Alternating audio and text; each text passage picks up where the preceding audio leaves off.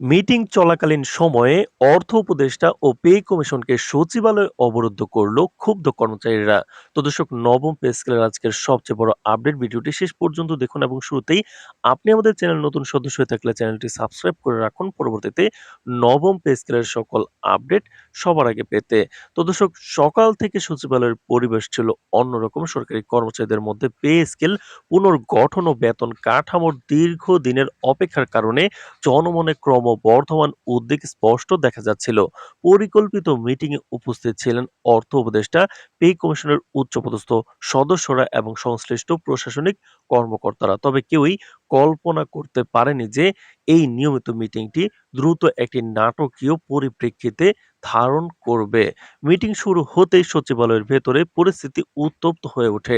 কয়েক শতাধিক ক্ষুব্ধ সরকারি কর্মচারী, যারা মূলত এমপিওভুক্ত বিভিন্ন শিক্ষা প্রতিষ্ঠান ও সরকারি দপ্তরের প্রতিনিধিত্ব করছিলেন, সরকারি চাকরিজীবীও ছিলেন, যারা সচিবালয়ের অভ্যন্তরে প্রবেশ করে, তাদের মুখে ছিল দীর্ঘদিনের অপেক্ষার হতাশা, চোখে দেখা যাচ্ছিল একরাশ অসন্তোষ।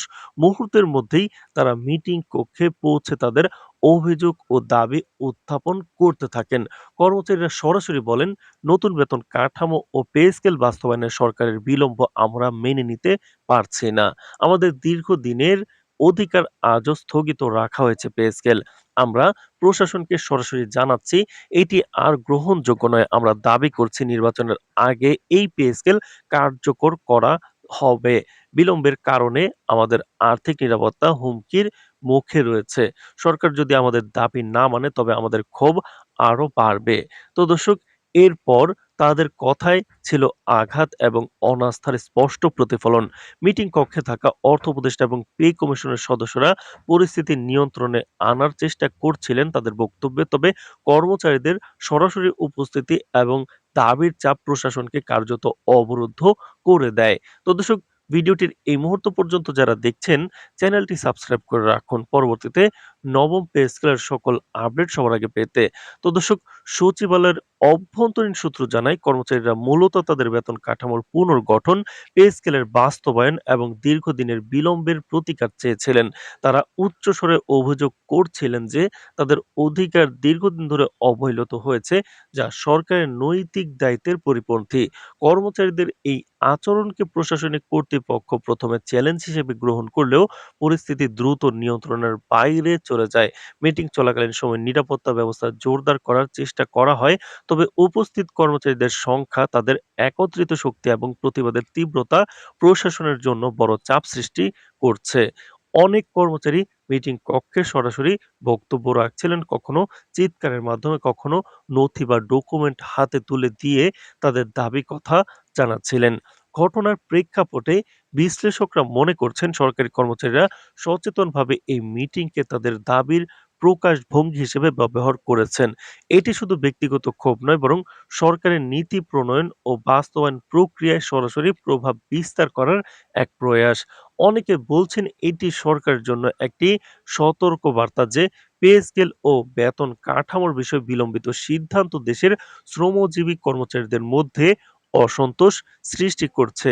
অর্থ উপদেষ্টা মিটিং কক্ষে উপস্থিত থাকা সাংবাদিকদের সাথে সংক্ষিপ্ত মন্তব্যে বলেন, আমরা কর্মচারীদের দাবির গুরুত্ব বুঝতে পেরেছি এবং পরিস্থিতি শান্ত করার জন্য ব্যবস্থা গ্রহণ করা হচ্ছে। তবে পে স্কেল পুনর্গঠন ও বাস্তবায়ন একটি জটিল প্রক্রিয়া, যা সময় সাপেক্ষ। তো দর্শক, ভিডিওটির এই মুহূর্ত পর্যন্ত যারা দেখছেন, চ্যানেলটি সাবস্ক্রাইব করে রাখুন পরবর্তীতে নবম পে স্কেলের যে কোনো গুরুত্বপূর্ণ আপডেট সবার আগে পেতে। আমাদের লক্ষ্য হচ্ছে ন্যায্য ও বাস্তবসম্মত সমাধান, অর্থ উপদেষ্টা বলেন। কিন্তু কর্মচারীদের নিরাপত্তা এবং প্রশাসনিক নিয়মাবলী মেনে চলা অত্যন্ত জরুরি। আজকের এই ঘটনার ফলে সচিবালয়ে যে উত্তেজনা তৈরি হয়েছে, তা শুধু একটি মিটিং এর ঘটনাই নয়, এটি ভবিষ্যতে সরকারি কর্মচারীদের আন্দোলন, পে স্কেল পুনর্গঠন এবং বেতন কাঠামোর বাস্তবায়নের ক্ষেত্রে একটি নতুন মাত্রা যোগ করেছে। বিশ্লেষকরা বলছেন, সরকারি নীতি প্রণয়নে কর্মচারীদের সরাসরি অংশগ্রহণ এবং দাবির এই দৃশ্য ভবিষ্যতের নীতি সিদ্ধান্ত গ্রহণ প্রক্রিয়ায় গুরুত্বপূর্ণ প্রভাব ফেলবে।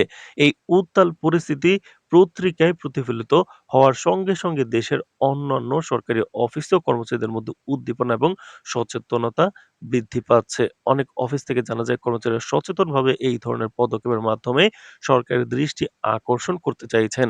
সরকার যদি দ্রুত ন্যায্য পদক্ষেপ গ্রহণ না করে তবে এমন ঘটনা পুনরায় ঘটার সম্ভাবনা রয়েছে। আজকের এই দিন সচিবালয়ে ইতিহাসের পাতায় একটি নজির স্থাপন করেছে। এর আগেও অবরুদ্ধ হয়েছিল।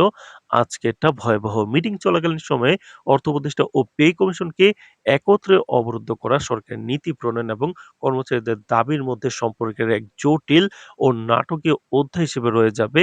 কর্মচারীদের দাবি, সরকারের প্রতিক্রিয়া, প্রশাসনের উদ্যোগ এবং পরবর্তীতে নেওয়া সিদ্ধান্ত সবই দেশের কর্মসংস্থান ও বেতন কাঠামোর ক্ষেত্রে নতুন দিশা নির্দেশ করবে। তো দর্শক, ভিডিওটির এই মুহূর্ত পর্যন্ত যারা দেখছেন চ্যানেলটি সাবস্ক্রাইব করে রাখুন। পরবর্তীতে নবম পে স্কেলের সকল আপডেট সবার আগে পেতে আজ এ পর্যন্তই। ধন্যবাদ।